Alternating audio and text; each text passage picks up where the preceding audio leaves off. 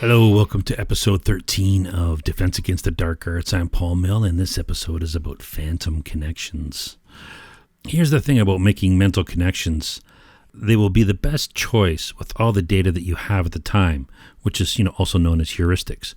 But when more data and the bigger picture reveals itself, those smaller connections, it's apparent that those smaller connections are now obviously not correct in the scope of the larger picture. And if you think about it, so it's not just a question of scale.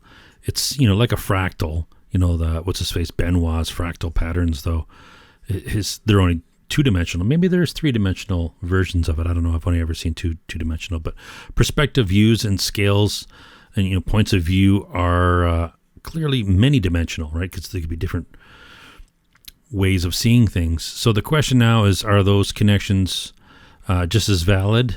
If somebody makes a connection, a phantom connection, from their perspective, where all the data they had at that time appears to be correct, right? So is that a valid connection for those people to make? Is it just as valid as if they had more information? Well, no, obviously they're not, right? They're accurate to the scale that they had, but they're not valid. Those are invalid assumptions because they're wrong. When you're given more information, so. People talk about, there's my truth and there's your truth. The connections are accurate from your perspective and the data you have, which is clearly not all the data. But when that data is complete, you realize that you've made an error. So it's there isn't my truth and your truth. There is one objective truth, the bigger truth. There's my assumptions.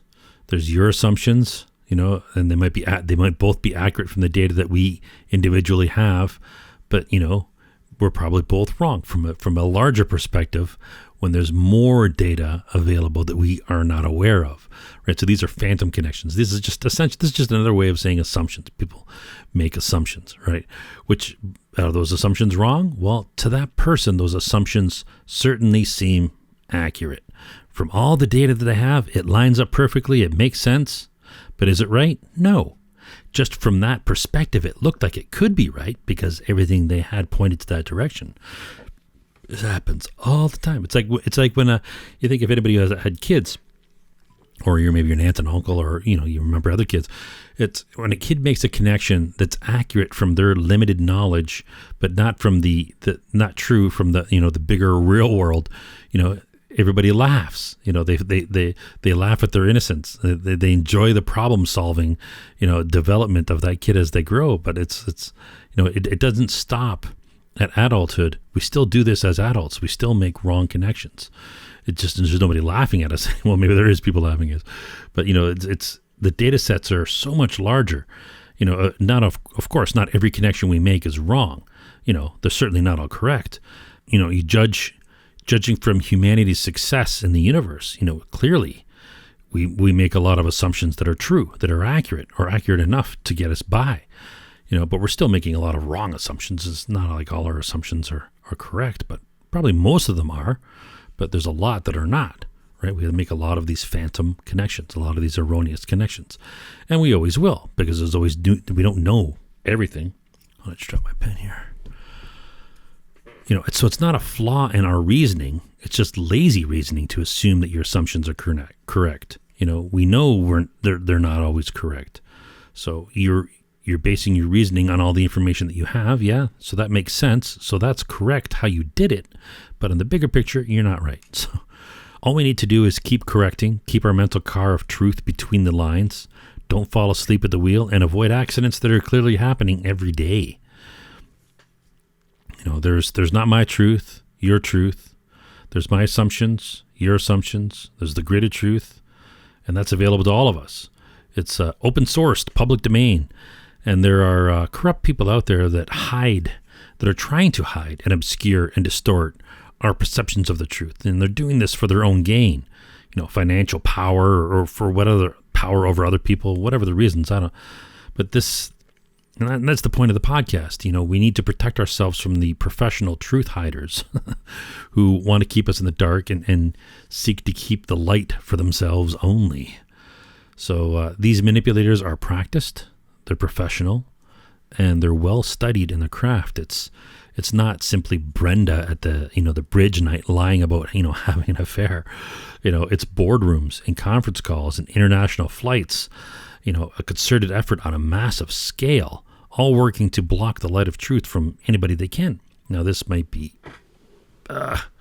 PR can't hold on. Oh, my foot's asleep. This might be PR campaigns or anything that ends in a campaign, right? So the problem from their perspective is that while their black magic is potent, humans are resilient to long-term bullshit.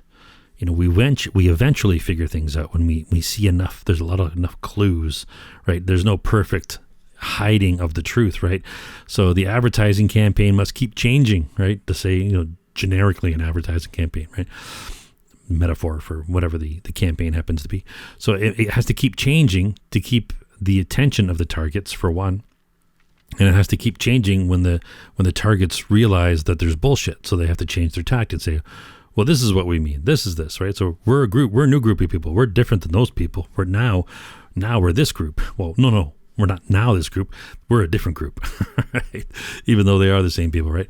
So, of course, there are many campaigns by many different organizations around the world, and I'm sure they all try to network with each other as much as possible. But some of these campaigns contradict, other campaigns. So when that happens, the veil of bullshit is obvious to anyone who pays attention and notices that this campaign is in contradiction to that campaign, right? Or what this person's saying is in contradiction to what that person's saying. So therefore, they both can't be true, right? There's an obvious discrepancy. And this is the algorithm I used when I broke free from religion as a kid, when I sat down and actually read the whole Bible. Even the insanely boring begat parts, so-and-so begat this guy and this guy begat that guy. And, I was that disciplined. And I think that section of the Bible was purposely inserted so that no one would actually sit down and read it as a whole, right? Because if you do, you see the discrepancies and you realize that it's bullshit. But it's a hard thing to sit down and actually read through that begat stuff. They're so boring. But I forced myself to do it. I figured, well, I'm going to do it. So I just sat there and I just blah, blah, blah, blah, blah, blah, right? It's horrible. Anyways, manipulators and the campaigners of bullshit know that discrepancies will shatter the illusion of their bullshit. They know this full well. And there's nothing, new we, the layman, can add to their knowledge of manipulation. Nothing I'm saying will be new to these people, right? These people they're experts, right? So they're truly masters of the craft. And so consistency of campaign is key to maintain their illusion. Right. It would take an overly contemplative person to see through the bullshit. Otherwise, if it's a low level, people see through it all the time. Like if you got some smarmy salesman, you see the grift, right? But if it's a professional, high level manipulator, you're not going to see through it. And that's why they're a professional high level, right? Because they are on a different level, and of course they can, anybody who sees their bullshit, and if it's a political thing, right? If it's a political campaign or some kind of a narrative that somebody's pushing, some globalist organization, and you're calling it out for the bullshit that it is, well, they might be able to smear you, the person, and try to deplatform you in order to write you off. But there's so many voices of opposition that it's not feasible for any organization to go after on a scale like that. It's like whack-a-mole. And there's millions of small gophers, too small. It's not feasible for them to go after. So they only go after the larger voices of dissent that are calling out their bullshit, right? So they got the mallet and they're just going for whoever the biggest voice of dissent is. Bam, they smack them down, deplatform them. But they can only hit so many people. So they logically only go after the largest ones first. It makes sense. So you're not going to go after the small ones. You're going to go after the biggest ones, right? And you're going to call them conspiracy theorists or try to deplatform them or call them, a common thing now is, white nationalists or, whatever. Totally, they stopped with the Nazi thing. They haven't stopped. They've dialed that back a bit because, people are calling them out for being disrespectful to, the Jews in World War II. So they're like, well, we can't do that. So we can't call them Nazis, even though we want to call them something that we hate, that everybody sort of hates. So let's call them white nationalists. And this way we could stigmatize white people and nationalism and a lot of things all at the same time, right? So there are anti-dissident prophylactics that the manipulator can use. I've been talking about the many techniques in all these podcasts, and there are many, many more that I wouldn't have time to completely explain them all. Even then, as we discussed, the techniques, must be constantly changing and updating to keep ahead of the humans' bullshit detectors, right? So I guess we can go over many of the techniques that we're able to find out about, and we can watch the news and observe the leading edge techniques that they are using today. Of course, it's like going to the flea market. There's going to be a lot of losers trying to sell you their old junk that we know is a bad deal, and there's a lot of manipulators using outdated, obvious techniques, that even the most uninterested person will notice. But on the other end of the spectrum, using the flea market metaphor, there are people handing out Lamborghinis and harems to the right people. So there are big league, Oscar-winning manipulators at the top of the game. Where would we see these people in real life?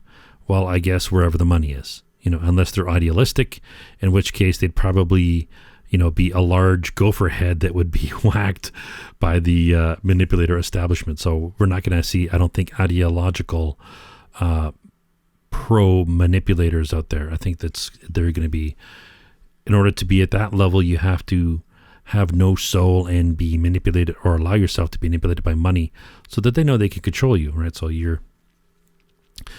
are part of the machine. So there's two sides to this coin, the manipulator and the targets. And if you're not currently working on a campaign of deception, and you certainly would know if you were, you are the target then. So either you're working on a campaign or you're a target. That's it. There's two different types of people. And like the flea market of manipulators, there's the savvy and unsavvy buyers. So there's the well-informed person who sees the rare item that is way undervalued by the seller. And then there's the dummy who pays more, than new prices for some old broken junk, right? Because they were manipulated by some, smarmy salesman. So most of us are the dummy that pays too much. In fact, I think we're all dummies paying too much at some stage for a lot of things because, we're not experts. So we need to start thinking critically and paying attention to the manipulation techniques and not the message that they're selling. So what techniques are they using? Not what are they saying, what techniques are they using? It's a simple paradigm shift, a simple change of perspective. But the manipulators are powerful and they never sleep. And we always will let our guard down at some time, at some moment, like Nightmare on Elm Street. We'll all fall asleep, and that's when Freddy Krueger will get you. So we just have to do what we can, right? So many times I've popped into a realization that I've been duped. If you want to know what I mean, go to Egypt, go on the streets of Cairo, and it literally happened every day. When I was there, and I thought, I was actually, my guard was up. I was watching out for it because I was warned by other travelers, watch out, streets of Cairo, there's going to be these people, these grifters. They're going to come up and they're going to try to manipulate you. And I thought, I'm going to see them coming a mile away, right? So they're not coming up and saying, hey, I'm going to manipulate you. It's very subtle. And you don't think they even really want to talk to you at first. And then they just sort of ease in. And then next thing you know, you're like, all of a sudden your alarm bells are going. You're like, I've been talking to this person for 10 minutes. Holy cow. They're a scam artist, right? And then you just like walk away. No thanks, walk away, right? And it happened literally every day. And, I was watching out for it. And I'm like, wow, these people are these people are good. So it's so easy to get suckered, if you're not taking it back and thinking, taking a step back and thinking for a second. Anytime you notice something very small that doesn't add up, those are the clues, those tiny little things, that just don't seem to make sense. Stop, examine them, examine those little things very closely, those little chinks in the armor. That's what you notice, right? There's usually very little things that, that create cognitive dissonance, when bullshit is afoot. There's, of course, if something is, it's a big thing, it's bullshit and you can just disregard it, but it's the high level stuff is the little tiny things that just in the back of your mind, you're like, that doesn't make sense. Examine it. Stop, look at it. Don't brush it off, right? Just because, we can't detect every lie told doesn't mean that we can't detect lies. Right? Bob Marley comes to mind. You can fool some people sometimes, but you can't fool all the people all the time, right? Of course, the best way to protect yourself from being fooled is to listen to this podcast. And if you're worried that I might be using these techniques against you, you're taking the first step towards finding the greater truth. That's the proper way to think. And you found the right podcast.